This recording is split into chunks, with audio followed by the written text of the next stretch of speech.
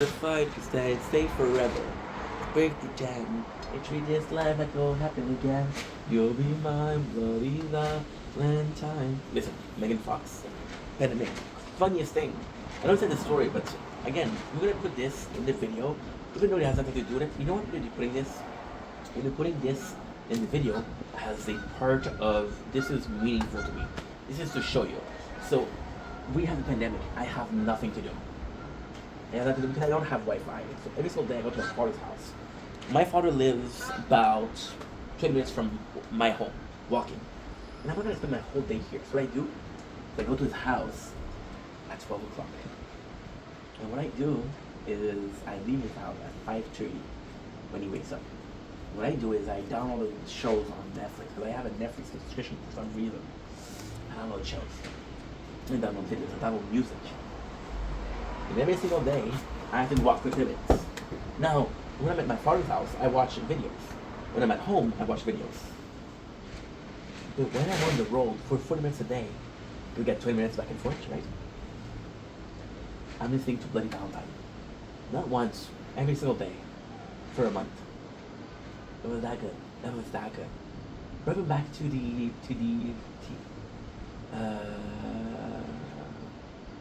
she's not gonna be. She's important in my life, so you know, be listening to her.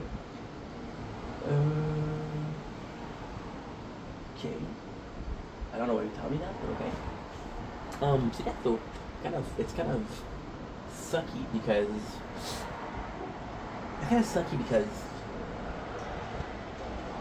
there is behind the scenes there is some. I think that this is his prime, so why bother? And that's not cool. That's not cool because as an artist, you don't want to hear your fan say that. Yeah? If it wasn't for that album, I would be a fan though. Duh. So yeah. And then we're coming back to the past, present, and future. Who cares what it was made if I enjoy it? If my present is the past, my future is the past, then the past is a happy place, who cares?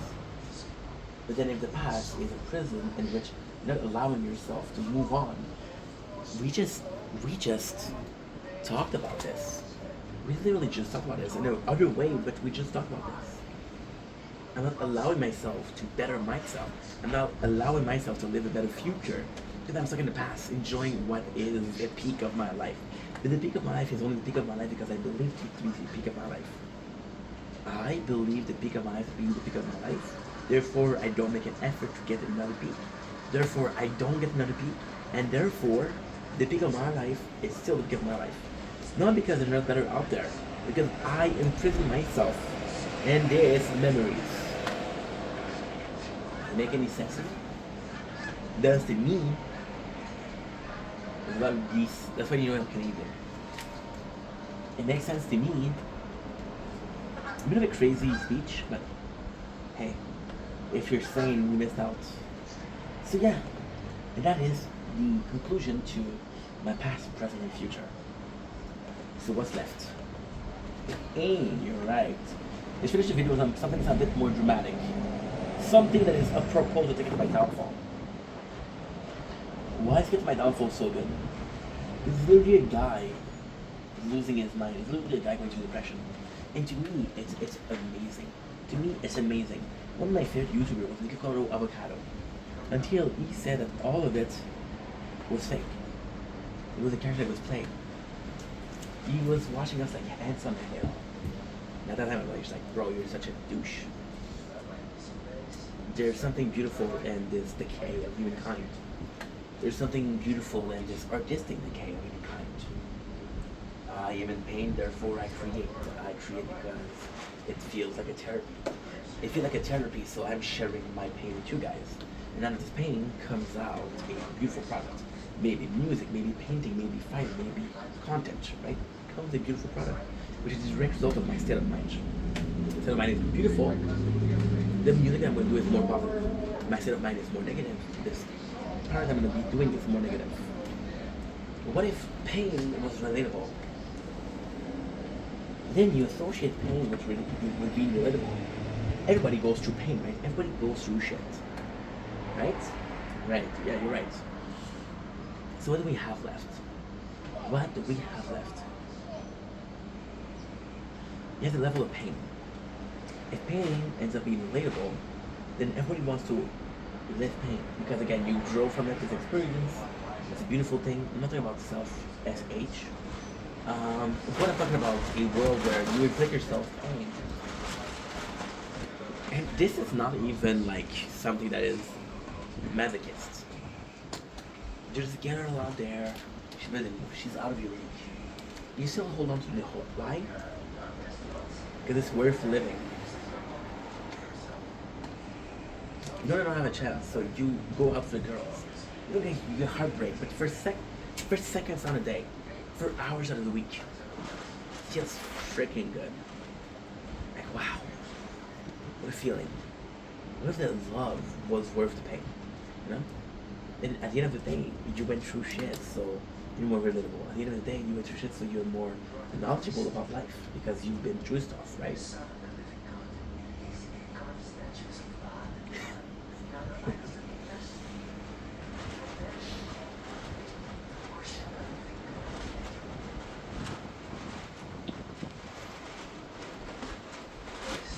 But then there's a level of pain.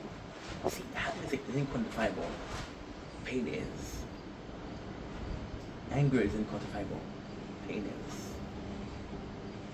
Why do you think the doctor asked you, out of 10, how much is your pain? Your shrink doesn't tell you out of 10 how much is your anger. Your shrink doesn't tell you out of 10 how happy are you. Let the doctor do. Because physical pain is different than emotional pain, right? You don't learn from physical pain. You burn yourself like, okay, don't touch fire. That's pretty much it. So you have level to pain, right? Level to pain are a learning experience. Okay, this is gonna make me a better person. That's good. My first heartbreak, you know what? You weren't a good boyfriend, so you deserve it. She deserved better.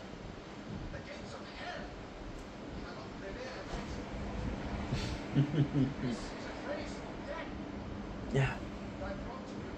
And then you reach a perfect level of pain. Where you relatable but you're so inspiring. Like, oh my god, this guy's so cool. You've been through so much. And then just like Icarus, right? You know that Icarus, a tattoo of Icarus meaning, right? You know that. You know that. Delete. Mm-hmm. The Icarus, you fly too high to the just like Icarus. You fly too high to the sun.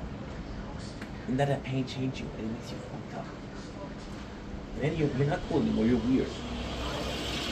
You're weird. You tell them, yeah, but it's not my fault, bro. I am a child of divorce. Yeah, this is not my fault, bro. I just had a heartbreak, right? And people are understanding until they're not. Yeah, that was 3 weeks ago. Get over it. Be normal. You don't know my pain. You don't know the level of pain. You don't know what I'm going through. You don't know shit. You think you do, but you don't.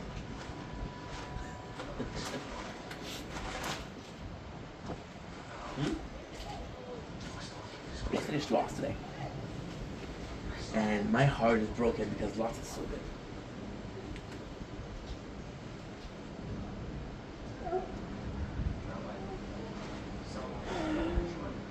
The pain change you. Yeah.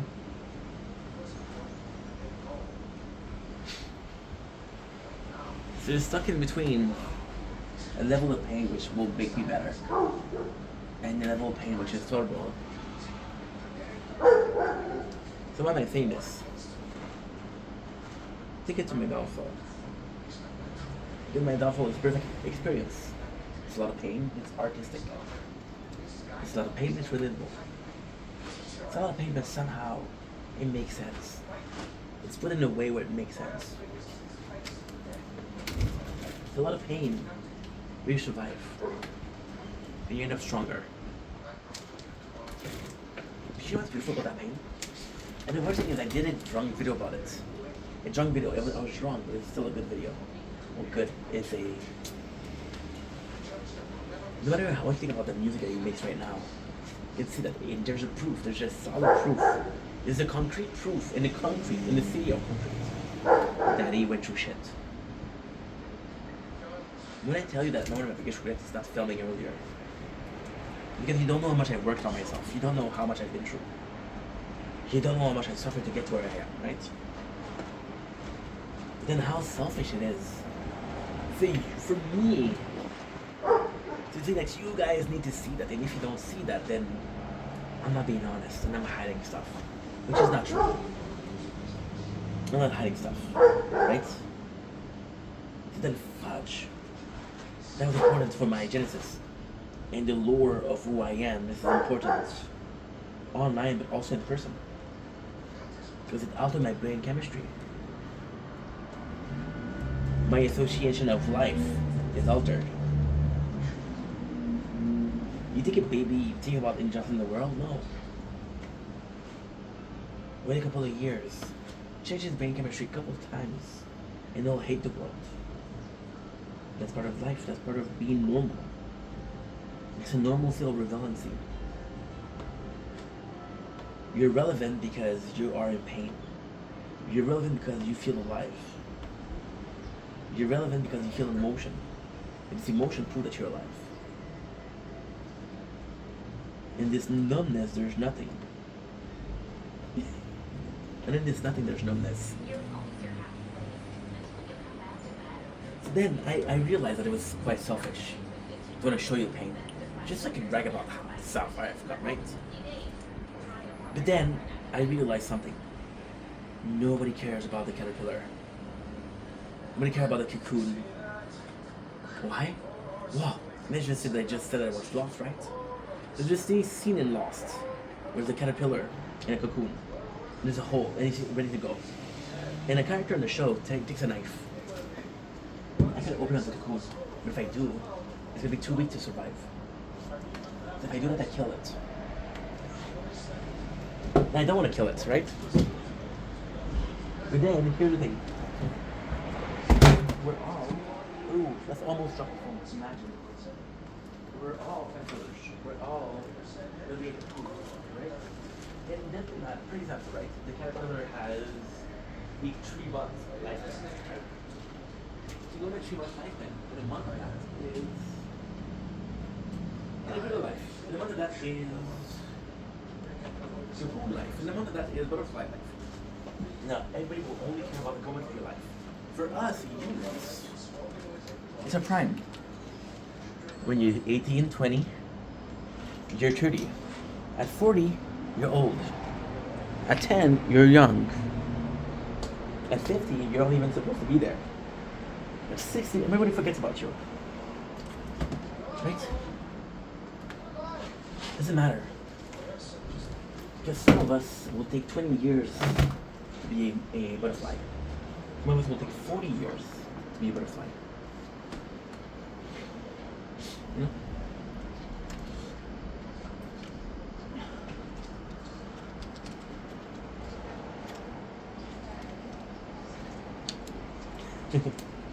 You want to butterfly.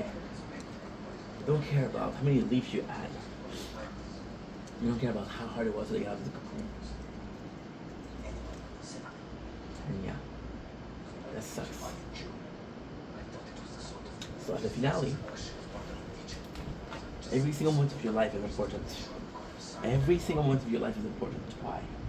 Good question.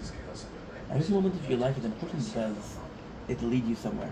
The emotion that you're feeling right now might not be something that you feel in a week. It might not be something that you feel ever again. This emotion that you're feeling right now might be a single emotion in your series of emotions. It might be a small fragment of time in your life. And your life is quite long, isn't it? So all in all, what do? You live in the present. Right? You do what you need to do. You enjoy the moment that is going on right now.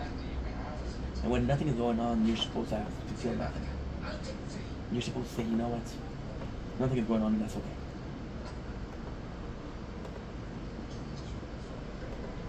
And that is the death of creativity. Because as much as you think that past is a prison, that's actually pretty good. As much as you think that past is a prison, and as much as you think as the future is the concept, I can plan the next 5 years of my life. Let's do it right now. Making content. Incontinent. That's planned, you know? If I die tomorrow, which I'm not gonna die tomorrow, don't worry. But if I die tomorrow, the idea of a future was pure concept. Because it was predestined that I was dead tomorrow. So if past is a prism, and future is an ideal, then the only left is present. But sometimes present is nothing more than nothing. And that's the good of life. Sometimes life is shit. Sometimes life is boring. You gotta take it, bro. And if you take it, and take it, and take it, then if you're lucky, only if you're lucky, you make it to tomorrow. And maybe, just maybe, tomorrow is more interesting than today. And maybe, just maybe, tomorrow is better than yesterday. Yeah. Maybe today isn't supposed to hold meaning. Maybe tomorrow is.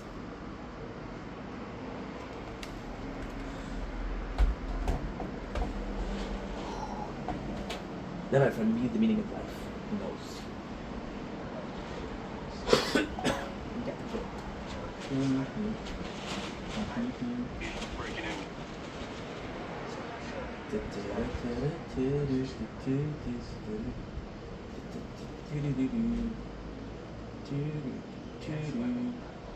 Just a matter of time. 6-year-old.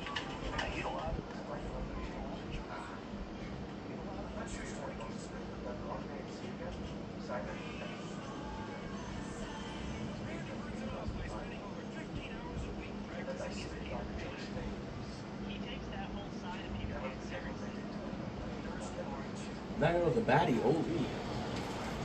Ouch.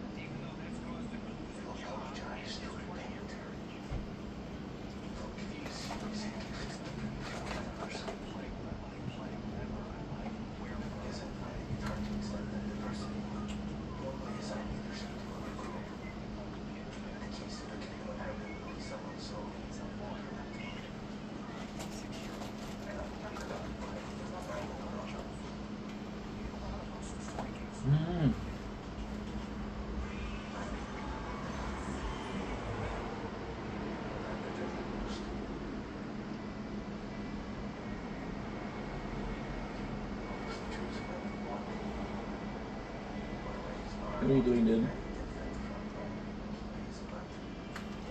You want to do it, people make fun of you.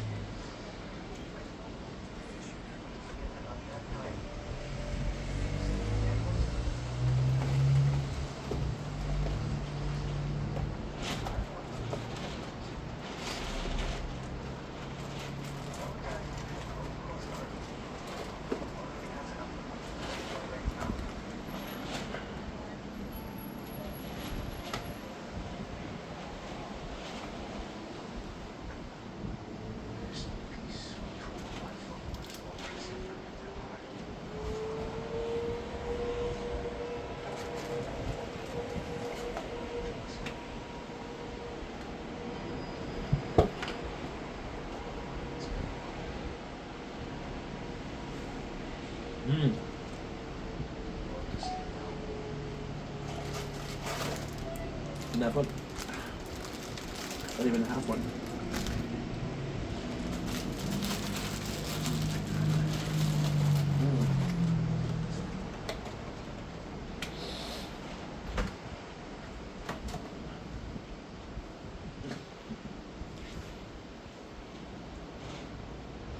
You see now. But I haven't been talking. She went in. What do you think? I'm not gonna hear me. She's gonna go back out.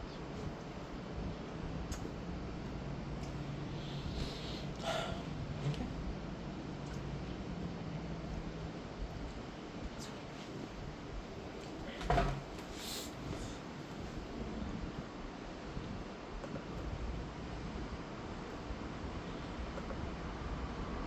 Boom.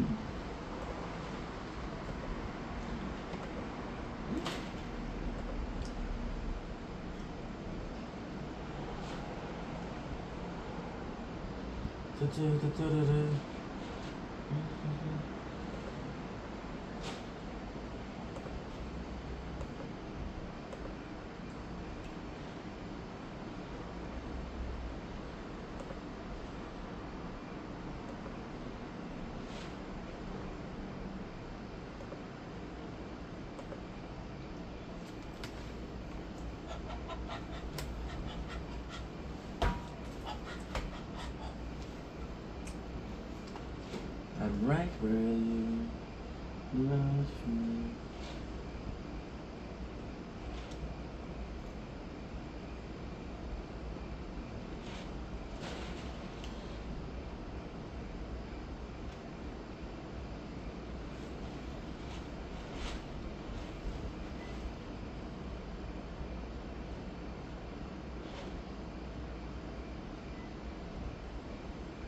My apologies.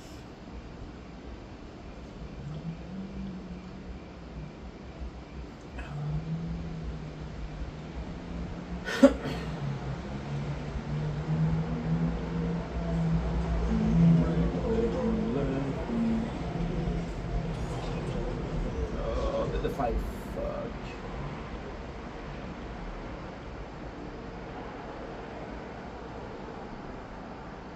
Okay. Too much.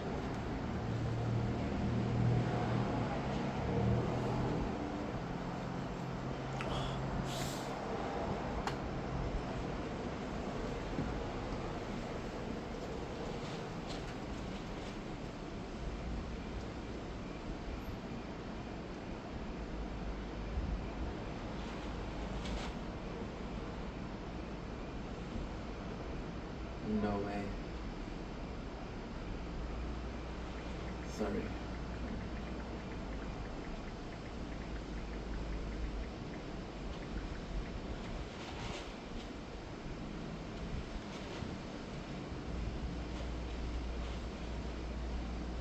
I will. Reaction video to 1 million subscribers. Finding Success by Ren. If you're watching this and there's a knot tied up in your stomach with bitterness, anger, or hatred for your fellow human being, be with it, feel it, understand it, express it. Okay.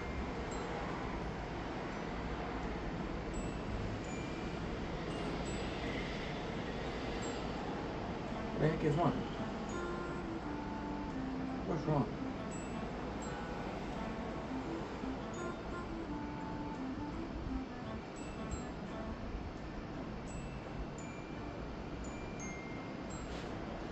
What?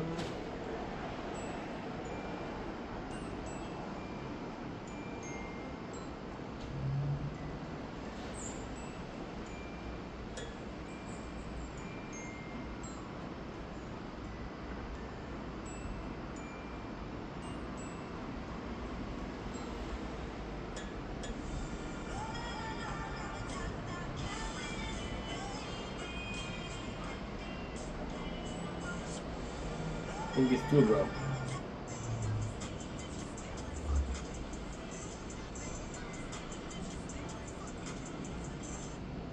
Never, never, never. Nothing beats a Jet 2 holiday. And right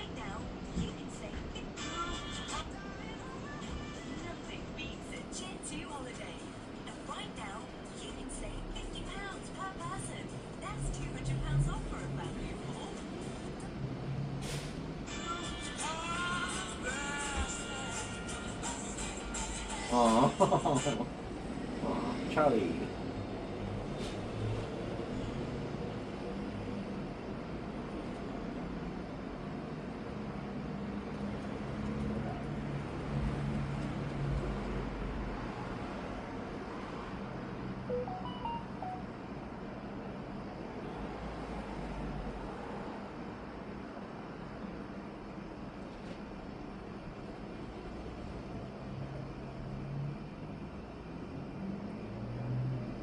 Huh, take it, take it.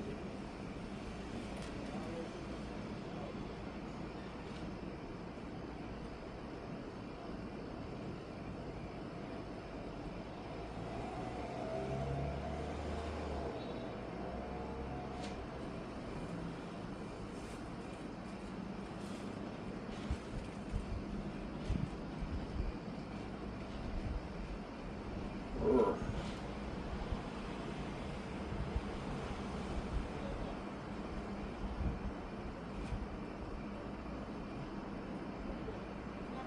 Are you working or are you joking?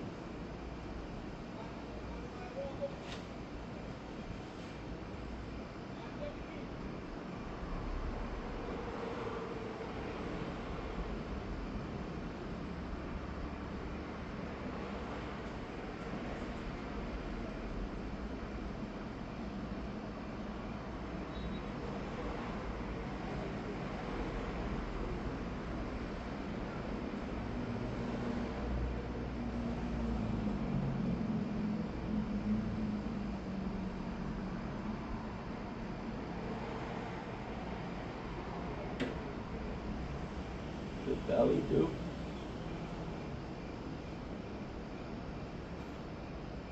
I know this is Adele. I think this is Adele. I think this is. Yeah, the rating is Billie Eilish.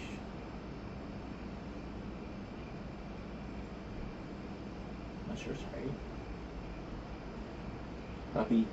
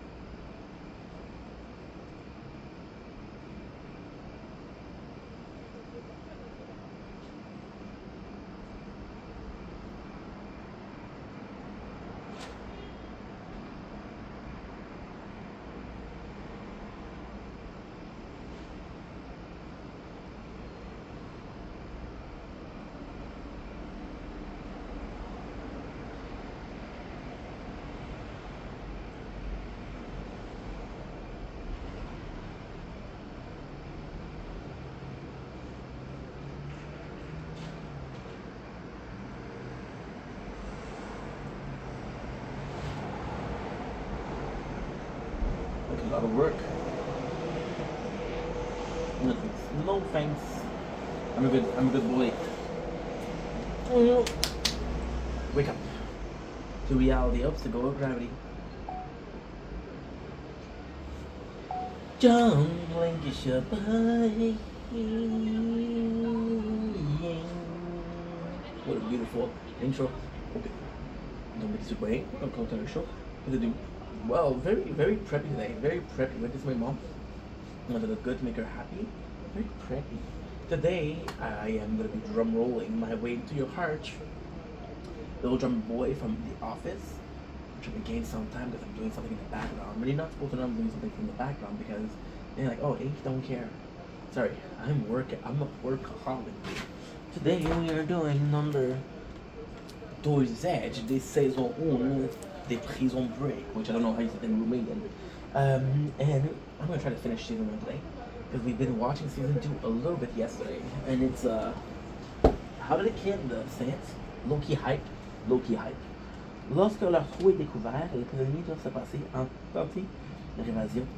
Mais Lincoln, qui est sous croyance, devra peut-être laisser derrière. Now, we're not here saying ink, dog, food. On big French. When their hole is discovered, sounds odd.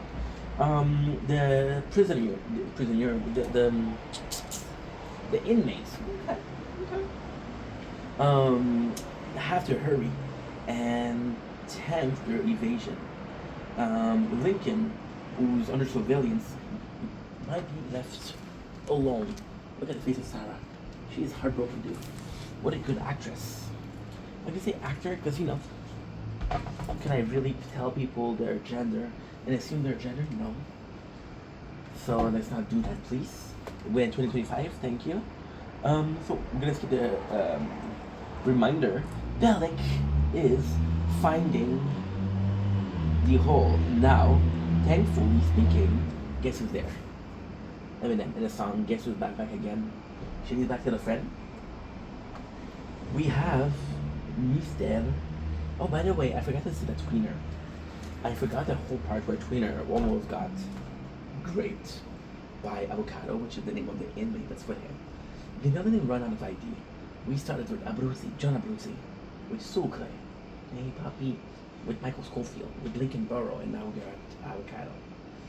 Well, tweener is also not a great name, I guess, because I don't know what the tweener is actually. It seems like a twink. I don't know if that's a thing. So yeah, so Avocado came in, and tweener was like, yo, I want to take a knife, which is technically a razor blade, and he chopped homie's BB, which is relevant how? Well, because if he stays in jail, he gets, so he doesn't have a choice anymore. Pretty much.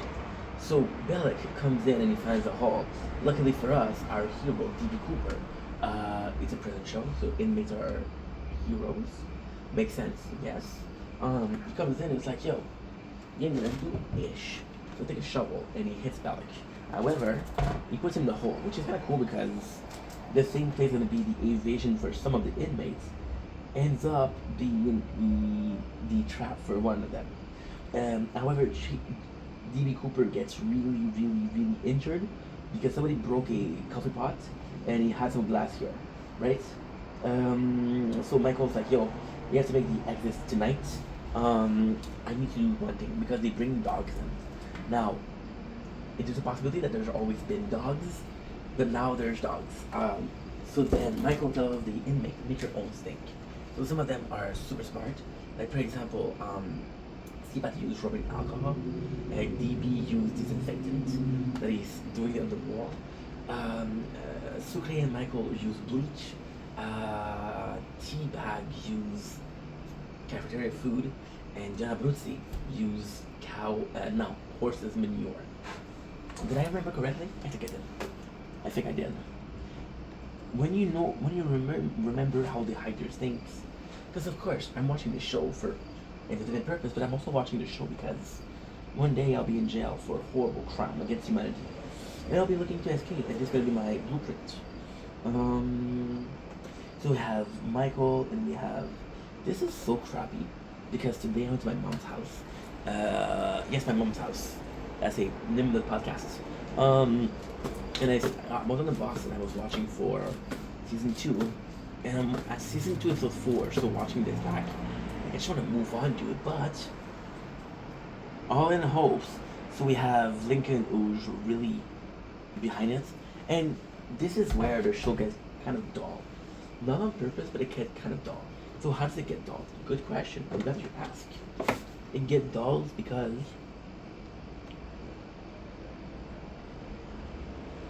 Michael has people to take care of. No.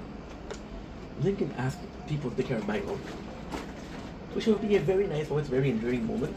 If we didn't see it, I don't know. Episode 12, right? Get Nick Fuentes, right? And they're putting away, and this is really good. They're putting together the fact that there is a house there.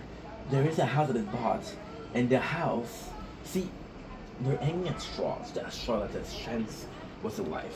Then we found the thief. He's not alive. There is a house, and the house that's discovered before that was bought thanks to the money from the life insurance of the president. There might be some clues there. So if they can find the house, they can find clues. and they can find the clues, they can find something. Ends up finding the president that is not dead, as pretended to be dead. But that's for the story of episode number 21.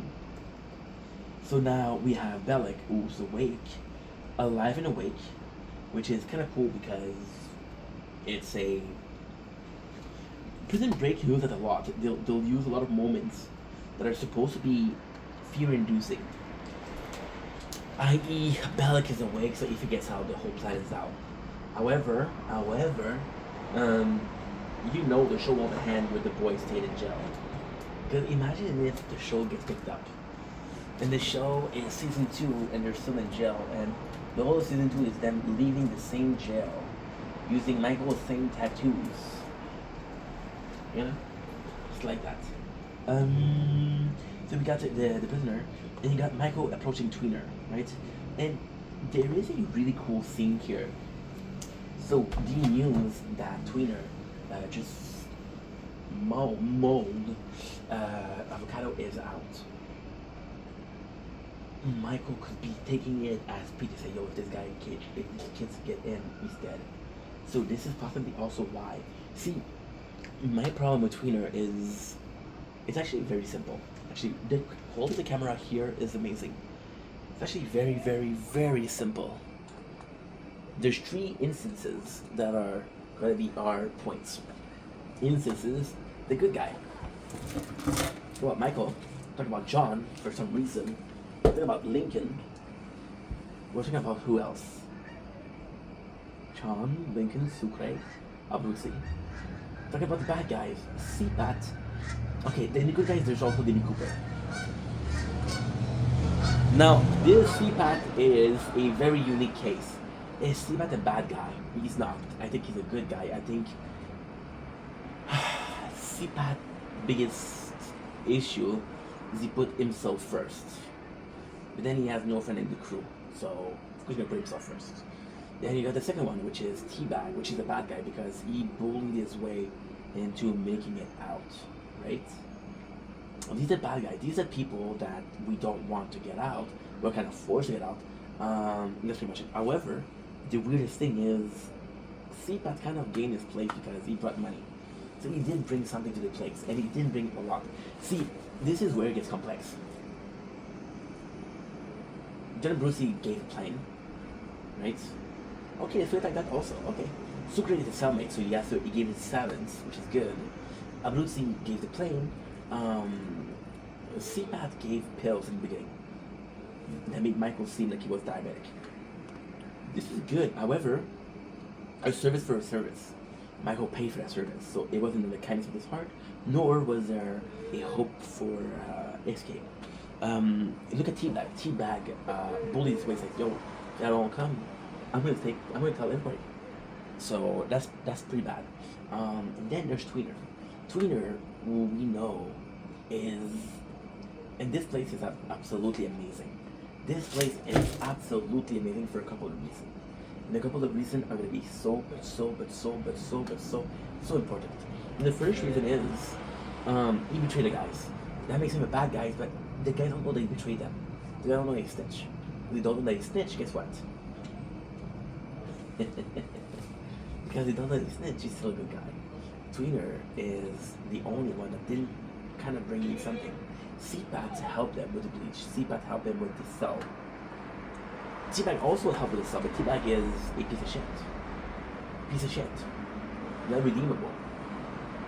It's all a question of how you weight your action. Good versus evil, you know? The Tweener belongs in a category where you don't bring anything. And you basically don't have to take you along. It's because Michael kind of likes you. Because I think he feels bad for you. You're coming along, right? So you didn't earn your place, you were taken in pity. So what am I to do? Okay, cool. Yeah, perfect. Okay. So now we have the president, and this is also an important scene because the president, you can see. So it's all a question of power, right? And this is also what's kind of cool with Prison Break. The prison's about power, but outside world is about power. Veronica and Nick are working for good, but there's a ton of people that are working for that. The president, the Letterman, the company, right? they're all they're all working for bad, or they're all bad influences in the world. But the question is, who's in charge? And we don't have that. We have the president who's in charge. However, at first instances, you see that she's kind of like having to listen to the corporation, and the corporation is doing her every move. For example, here, she's doing a speech, and the company's like, "Yeah, you're not gonna say that because you want us to help you out. You're not gonna say that," which is kind of shitty in itself. Michael comes to Sarah. Michael is very, very, very pissed, and Michael just tells her, "Look, I'm leaving. And you're either gonna help us out or not help us out." See, and this is the crazy part. The whole plan is reliant on Sarah now, and it's a good thing because we did establish that there's a relationship between Sarah and Michael, but it's a bad thing because Michael isn't an emotional person. So for him to go the emotional route feels out of character. I can see that with Lincoln, because that's with a lot of people, but not Michael. Abruzzi calls for the plane, right, and makes sure. And this is the craziest thing because there's a couple of things that are going on. Abruzzi made the first call, and the first call is basically, listen, this is kind of cool. This is super, super, super cool. I'm gonna give a lot of credit for that show, but I don't know how much credit I can actually give. Some of it might just be my perception and not basically what's going on. So the first flight is like, "Yo, I'm a private jet," and the guy's like, "How many people are coming?" It's like 8, and the guy said, "Yeah, but there's not enough place. Don't worry, not everybody's gonna go there." So then he's implying they're gonna be doing something bad. You're doing something bad is killing Teabag. Second one, which is kind of nuts. We have the second call, which is Nick Fuentes. We knew that Nick was corrupted. We didn't know if he was working for the company or something. It's confirmed that he's working for Abruzzi. Now, here's where it's important. In one of the episodes, we know that Abruzzi knows about Veronica. This was his safety card. This was the safety card that Michael was going to cooperate. Right? Now, the craziest thing is, I don't think that he knows that she is Lincoln girlfriend, not Michael. So yeah, we have Bellic being inside. Bellic, people are asking where he is, which is nuts. You know why? Because Bellic whole life is being a CEO. His whole life. In the second season, he gets fired. Spoiler. And it's kind of crazy because you see how much it affects him and how much his life was dependent on that. You know? So that's pretty much it, right? We see Dee Dee who's really hurt, which is kind of crazy. Michael will ask Seapat, "Yo, do you still have an escalator?" Because if Abruzzi doesn't go in, kind of nuts, because we don't have a plane. Michael wants the plan B, and the plan B would be Seapat in his big car. We got Tweener coming in and said, "Yo, he's part of it."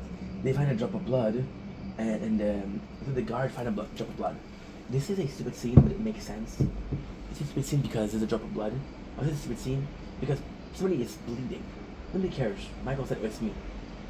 Michael, however, see DB and said, "I know it's you. What's going on?" He said, "Don't worry, I got it." And he doesn't got it. He dies. Sorry. Sarah goes in.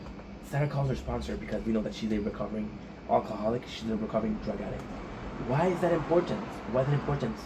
Because you implemented an episode called Ghost of the Past.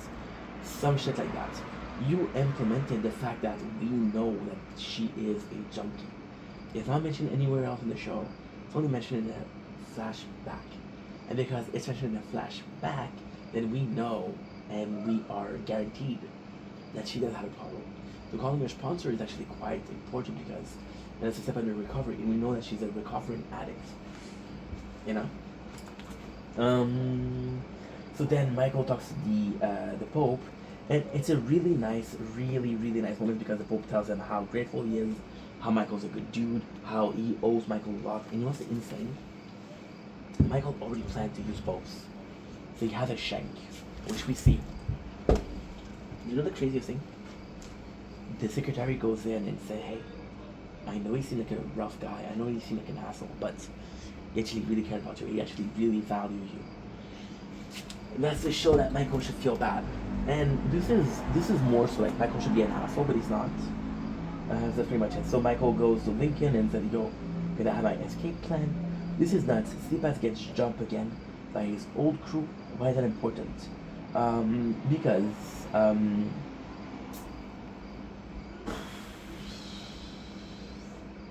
for the simple reason that he has to leave too, because they're after him now. You see the inmates hiding the smell of for when the dogs comes in, which is kind of nuts. Another stupid scene. Another incredibly stupid scene. One of the cops comes in and see Tweener and said, "Hey, Avocado is out. So prepare yourself," which is kind of stupid in itself. We got Sucre and Michael, and this is also a quite an important scene because everybody else is kind of stressed.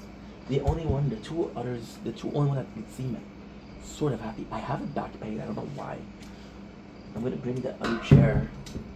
But that is not a good thing because if I cannot handle this chair, I'm having knee problem, back problem.